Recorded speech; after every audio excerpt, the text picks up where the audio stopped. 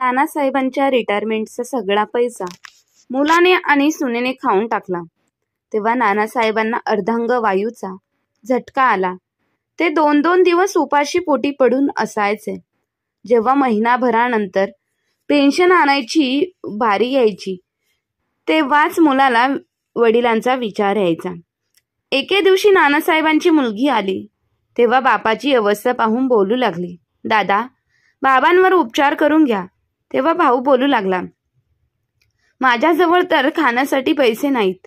हे ऐकताच मुलीने नवऱ्याच्या नकळत तिच्या सोन्याच्या बांगड्या त्याला दिल्या आणि सांगितलं की बाबांवर उपचार करून घे.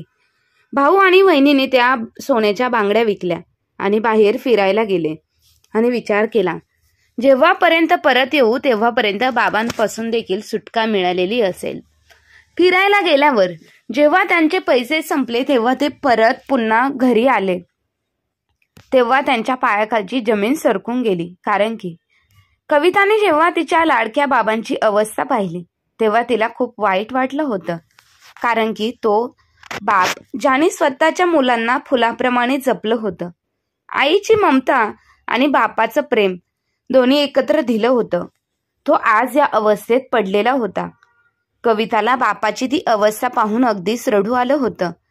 तिच्या वडिलांना जेव्हापासून अर्धांग वायूचा झटका आला होता आणि ते सुनेच्या आणि मुलाच्या आधारावर होते तेव्हापासून ते अगदी हाडांचा सापळा बनले होते.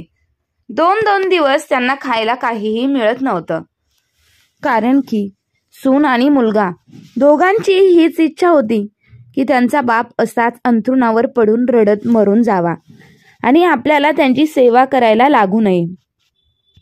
कविताने स्वतःच्या वडिलांचं अंथरूण बदललं. जे अंथरूण माहीत नाही किती दिवसांपासून त्यांच्या अंगाखाली पडलेलं होतं. अंथरूणच खूप दुर्गंधीने भरलेलं होतं. माहीत नाही नानासाहेब कसं त्या अंथरुणावरती झोपत होते. माहीत नाही त्यांना रात्री या अंथरुणावर कशी झोप लागत असेल. परंतु झोप तरी कशी येत असेल. उपाशी पोटी माणसाला झोप कुठे येते. कविताला स्वतःच्या भावाचा स्वभाव आणि बेफिकीरपणा अगदीच माहीत होता. ती स्वतः विवाहित होती, तिला मुलं देखील होती आणि दुसऱ्या शहरात राहत होती. कधी कधीच वडिलांना भेटण्यासाठी येत होती आणि बापाची ती अवस्था पाहून तिला अजूनच वाईट वाटत होतं. तिने तिच्या भावाला जवळ बसवलं. नानासाहेबांना एक मुलगा आणि एकच मुलगी होती ज्यांना त्यांनी एकट्याने सांभाळून मोठं केलं होतं. कारण की नानासाहेबांची बायको कविताच्या जन्माच्या 5 वर्षानंतर हे जग सोडून गेली होती आणि तेव्हापासून नानासाहेबांनी त्या दोन्ही मुलांना आई आणि बाप होऊन सांभाळलं होतं. ते एका शाळेमध्ये क्लर्कची नोकरी करत होते आणि यातूनच त्या दोन्ही मुलांचं चांगलं संगोपन केलं होतं. त्यांना शिकवलं होतं आणि त्यांचं लग्न लावून देऊन स्वतःचं कर्तव्य पार पाडलं होतं. विचार केला होता की आता घरी बसून उरलेलं आयुष्य अगदी आरामात घालवेल. परंतु नानासाहेबांचं हे स्वप्न स्वप्नच राहिलं. कारण की आता तर खरी नाती ओळखण्याची वेळ आली होती. नानासाहेब जसे रिटायर झाले त्यांना अर्धांग वायूचा झटका आला आणि हा झटका इतका जोरदार होता की ते अगदी अंथरुणालाच खिळले होते. आणि ज्या मुलांना त्यांनी आई आणि बाप दोन्ही होऊन सांभाळलं होतं, आज त्याच मुलांनी त्यांच्यापासून तोंड फिरवलं होतं. खास करून त्यांचा मुलगा निलेश, जो लग्नानंतर बापाला पूर्णपणे विसरून गेला होता. त्याला त्याच्या बापाची गरज फक्त महिन्याच्या 1 तारखेला पडत होती. कारण की त्या तारखेला पेन्शन आणावा लागायला. नानासाहेबांच्या रिटायरमेंटवर जेवढे पैसे त्यांना मिळत होते ते लाखांवर होते आणि नानासाहेबांना तर त्यातून काहीच मिळालं नव्हतं. ते सगळे पैसे निलेशने घेतले होते, हे सांगून की आता बाबांचं ओझं तर आम्हालाच उचलायचं आहे. बहिणीला देखील तिचा हिस्सा दिला नव्हता. नानासाहेब खूपच असह्य झाले होते. कारण की मुलं जेव्हा तरुण होतात तेव्हा वडिलांच्या नजरेला नजर मिळवतात. हीच परिस्थिती निलेशची देखील होती. त्याने देखील त्याचे डोळे कपाळावर ठेवले होते आणि अगदी बायकोच्या पावलावर पाऊल टाकत होता. जसजशी त्याची बायको त्याचे कान भरत होती तो अगदी तसाच करत होता. त्याला उपकारांची अजिबात जाणीव नव्हती. तो त्याच्या वडिलांचे उपकार विसरला होता. नानासाहेबांनी तर बापाची आणि आईची दोन्ही कर्तव्य पूर्ण केली होती. मुलाला शिकवलं होतं, परंतु तरी देखील ती बापाच्या पैशांच्या लालसेमध्ये होता. कविताचं लग्न तर नानासाहेबांनी स्वतःच्या बहिणीच्या मुलासोबत लावून दिलं होतं, जो दुसऱ्या शहरात राहत होता. ती तिच्या घरामध्ये खूप खुश होती आणि सुखी देखील होती.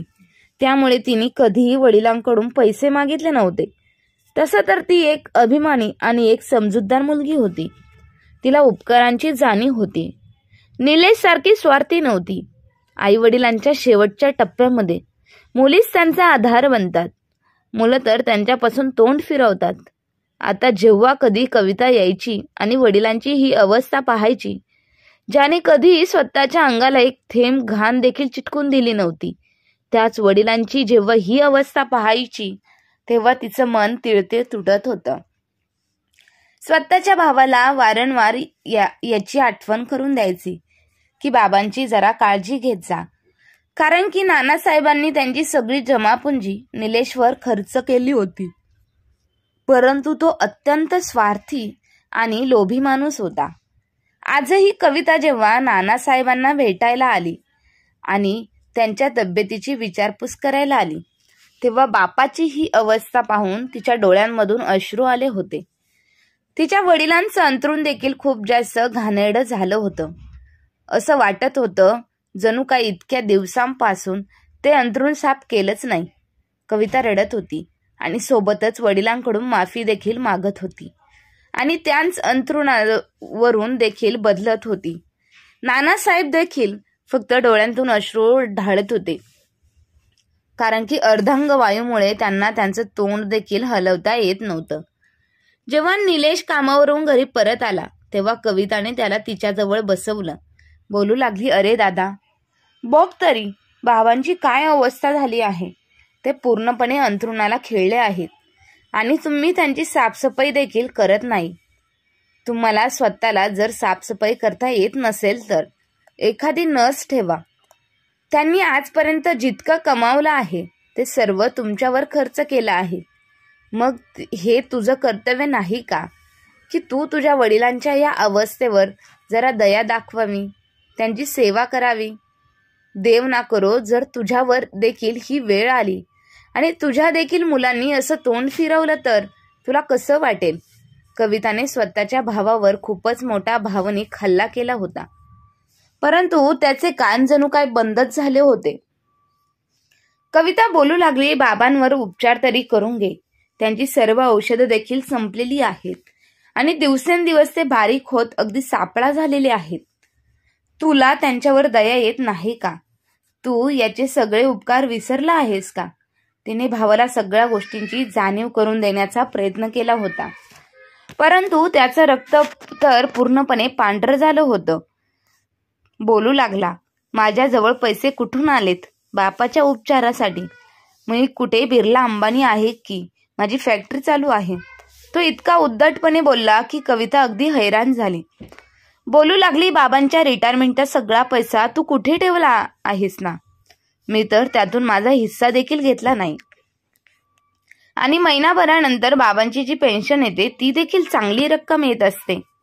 मग त्यातून बाबांची औषधे देखील येऊ शकत नाही का? तुझे इतके खर्च आहेत का की जे पूर्ण होतच नाही? ज्यावर निलेश अगदीच उद्धटपणे बोलू लागला. स्वतःशी पुटपुटू लागला की तुझी नजर तर त्याच पेन्शनवर अडकलेली आहे. लग्नाच्या वेळी तुला बाबांनी इतका जास्त हुंडा दिला होता तेव्हा मी तर कोणताच प्रश्न विचारला नाही की इतका हुंडा का दिला. निलेशच्या त्या उद्धट बोलण्यावर कविता अगदी हक्काबक्का झाली होती. निलेश इतका स्वार्थी असेल, इतका उद्धट असेल असं तिला कधीच वाटलं नव्हतं. त्याला या सगळ्यांची जाणीव करून देण्यात काहीच अर्थ नव्हता, कारण की नाही त्याच्यामध्ये लाज शिल्लक राहिली होती आणि नाही त्याच्या आतमध्ये सहानुभूती नावाची कोणती गोष्ट होती. कविता स्वतःच्या बापाला त्या अवस्थेत सोडून जाऊ इच्छित नव्हती, परंतु तिच्याजवळ दुसरा कोणताच पर्याय नव्हता. ती त्या घरातून बाहेर निघाली. माहित नाही तिच्या माघारी तिच्या बापाची काय अवस्था झाली असेल. आज तर तिने तिच्या वडिलांना जेवण देखील भरवलं होतं आणि त्यांचे कपडे देखील बदलले होते आणि तिला माहित होतं की यानंतर त्यांना कोणीही विचारणार नव्हतं. परंतु तिला घरची देखील मजबुरी होती. सारखं सारखं तिच्या नवऱ्याचा फोन येत होता की तू घरी का येत नाहीस, तू कुठे निघून गेली आहेस. कविता बिचारी खूप असह्य होती. तिचं मन दुःखाने भरलं होतं. आणि आज तर निलेशच्या त्या बोलण्याने तिचं मन पूर्णपणे तुटून गेलं होतं. एखादा मुलगा इतका कठोर मनाचा कसा असू शकतो की बापाने आपल्यासाठी जे काही केलं आहे ते सर्व काही एका क्षणात विसरून जाईल. असा विचार करत करत कविता घरी निघून आली. तिच्या घरची परिस्थिती देखील इतकी चांगली नाही की तिच्या सासरी बापासाठी औषधं घेऊ शकेल किंवा त्यांच्यावर उपचार करू शकेल किंवा त्याच्यासाठी एखादी नर्स ठेवू शकेल. कविताच्या नवऱ्याचं कपड्यांचं दुकान होतं आणि त्यामधून मुश्किलीने मुलांचाच खर्च भागवत होता आणि स्वतःचं पोट भरत होता. वरून मुलांच्या शाळेचा खर्च देखील वेगळा होता. त्यामुळे कविताला समजत नव्हतं की ती कशी स्वतःच्या बापाला मदत करेल, जो की महिन्याचा पगार असून देखील स्वतःच्या मुलांच्या उपकारांवरती होता. आणि सून तर होतीच कठोर मनाची. तिच्यासोबत बोलणं अगदी व्यर्थ होतं. नक्कीच दादाचे कान भरून भरून तिने त्याला देखील स्वतःसारखं बनवलं होतं.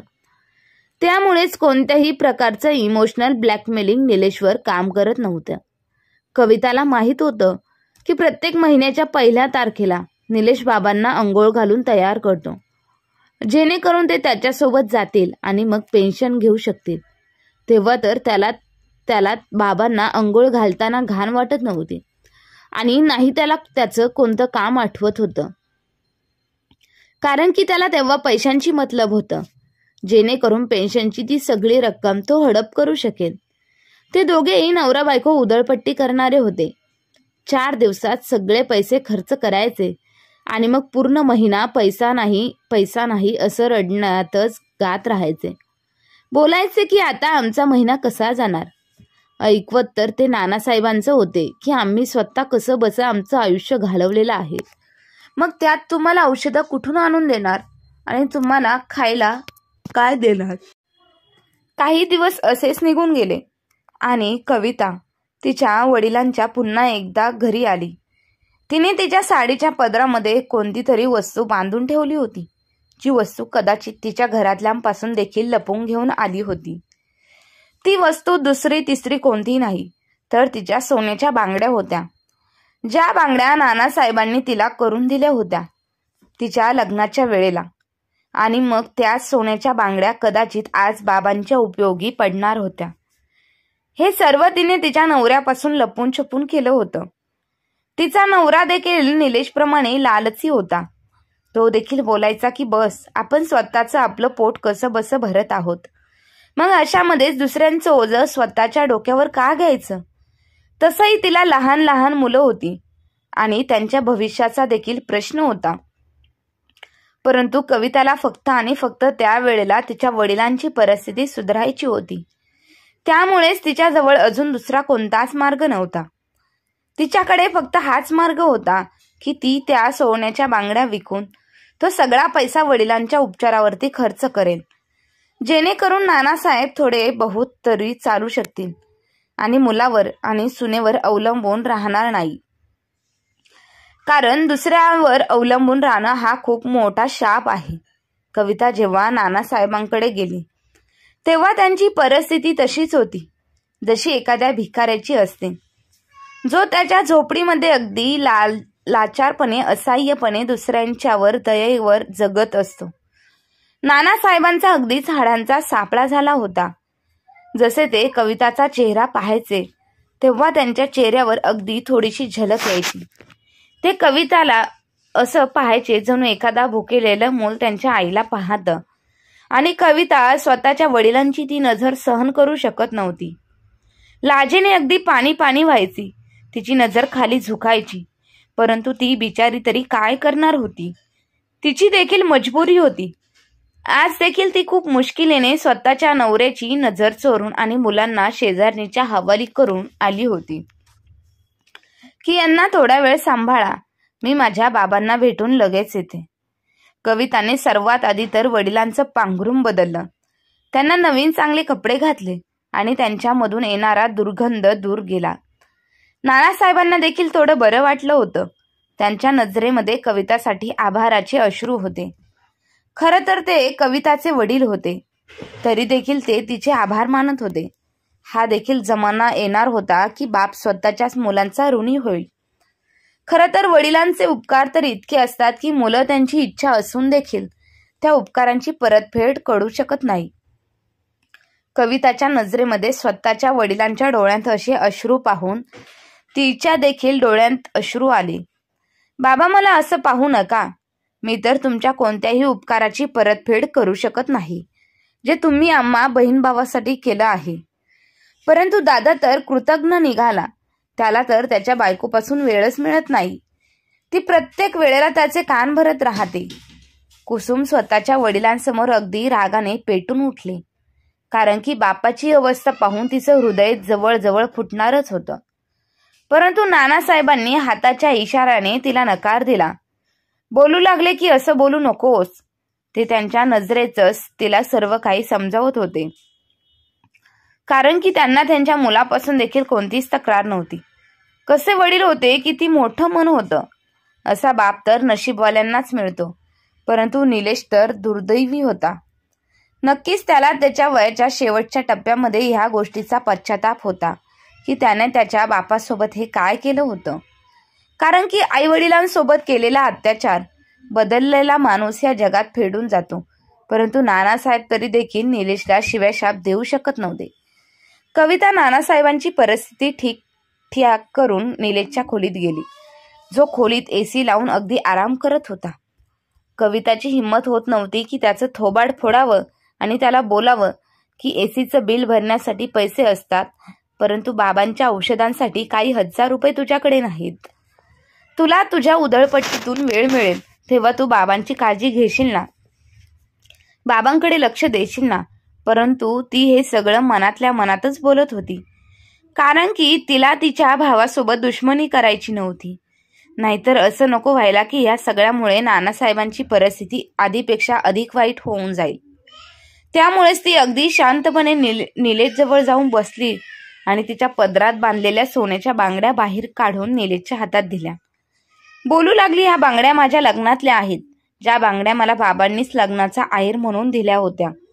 परंतु त्यांचे उपकार माझ्यावर इतके आहेत की मी माझी इच्छा असून देखील त्या सगळ्याची परतफेड करू शकत नाही.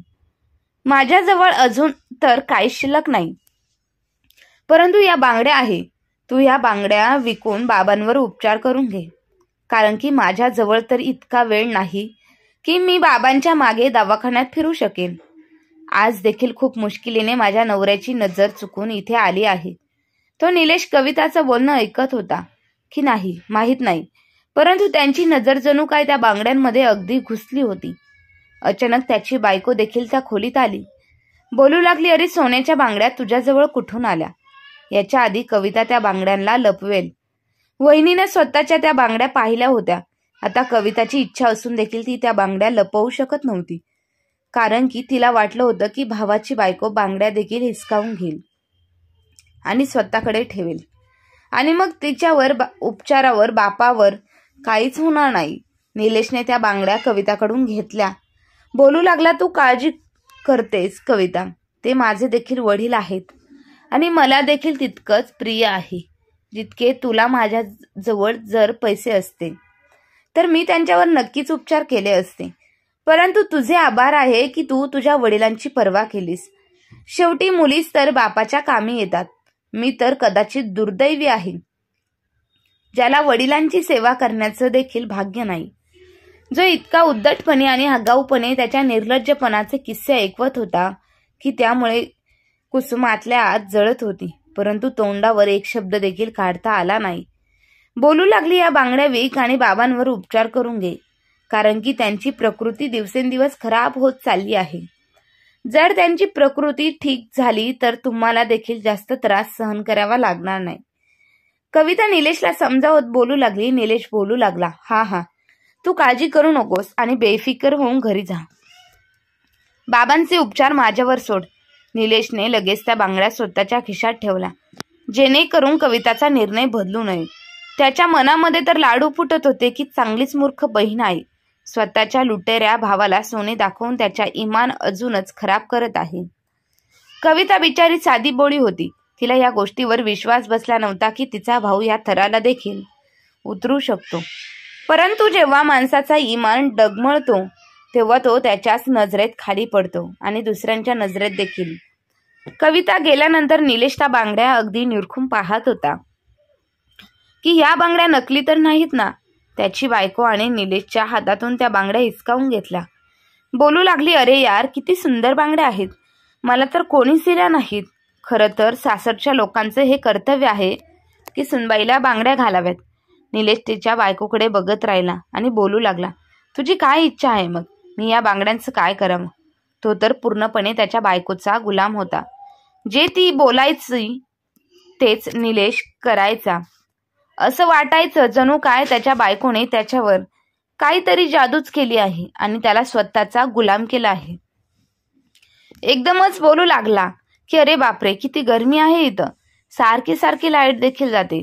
मुंबईचं वातावरण तर तुलाच माहीत आहे, किती गरम होतंय, आणि तू तर हनीमूनला देखील घेऊन गेला नाहीस. निलेशच्या चेहऱ्यावर निर्लज्जपणे हसू आलं आणि बोलू लागला, काय मग हनीमूनला जाण्याचा विचार आहे का तुझा? त्यावर त्याची बायको बोलू लागली, विचार तर चांगलाच आहे. जर तुझ्या आतमध्ये सहानुभूतीची भावना जागृत झाली तर हनीमूनला जायचा काहीच प्रॉब्लेम नाही. तिचा इशारा कदाचित निलेशच्या बापाकडे होता.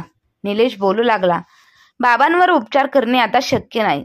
कविता तर मूर्ख आहे, तिला काहीच समजत नाही. अर्धांग वायूवर कधी उपचार होतो का?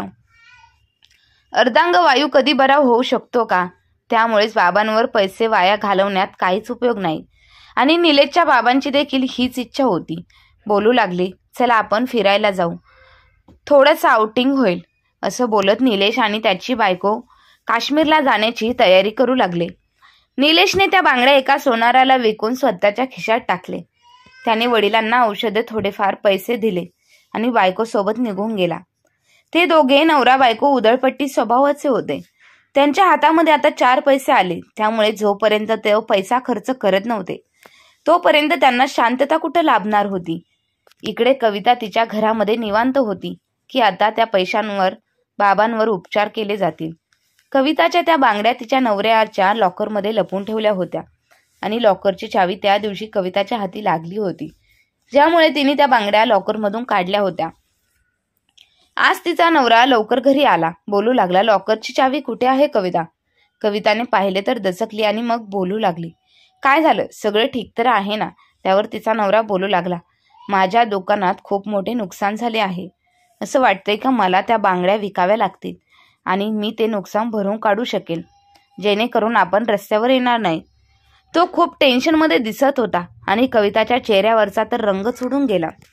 तिला अजिबात समजत नव्हतं की तिने आता काय करावं. तिचा बीपी एकदम लो होऊ लागला. जसं तिच्या नवऱ्याने लॉकर उघडला, बांगड्या तेथून गायब होत्या. तो कवितावर ओरडू लागला, बोलू लागला, तू बांगड्या कुठे हरवल्या आहेस का? मला आणून दे, नाहीतर या घरातून निघून जा. कविता त्याच्या विनवण्या करू लागली की माझे बाबा अंथरुणाला खेळले होते, त्यामुळे मी त्या बांगड्या विकून त्यांच्यावर उपचारासाठी पैसे निलेशला दिले. त्यावर कविताचा नवरा रागाने बोलू लागला, अगं मूर्ख, निलेश तर त्याच्या बायकोसोबत काश्मीरला फिरायला गेला आहे. नक्कीच तो तुझ्या बांगड्यांच्या पैशाने फिरायला गेला आहे. तू आता चालती हो इथून आणि तुझ्या बाबांवर उपचार करायचं स्वतःच कर. या घरामध्ये तुला कोणतीच जागा नाही. त्याने कविताला घराबाहेर हाकलून लावलं. इकडे कविता रडत रडत तिच्या वडिलांच्या घरी पोहोचली. तिच्या बापाची अवस्था तिच्याशी तशीच होती. निलेश बापाच्या खिशामध्ये 4 पैसे टाकून गेला होता. कविता तर त्या डोक्याला हात लावून बसली. इकडे निलेश स्वतःच्या बायको सोबत काश्मीरमध्ये प्रेमाचे रंग उधळत होता. ते तर असे वाटत होते जणू काय त्यांचं नुकतंच लग्न झालं होतं. जेव्हा ते मौज मस्ती करून आणि सर्व पैसे उधळून हनीमूनवरून घरी परत आले तेव्हा घरी येताच त्यांच्या डोक्यावर मोठा आभाळ कोसळला. त्यांना तर विश्वास बसत नव्हता की असं देखील होऊ शकतं, कारण की नानासाहेब खूपच आनंदी हसत घरामध्ये बसले होते. आता तर ते चालू देखील शकत होते आणि कविता त्यांची सेवा करण्यामध्ये लागली होती. कविताची मुलं अंगणात खेळत होती. घरात इतका सारा आनंद पाहून निलेशच्या तर अंगावर काटा आला होता.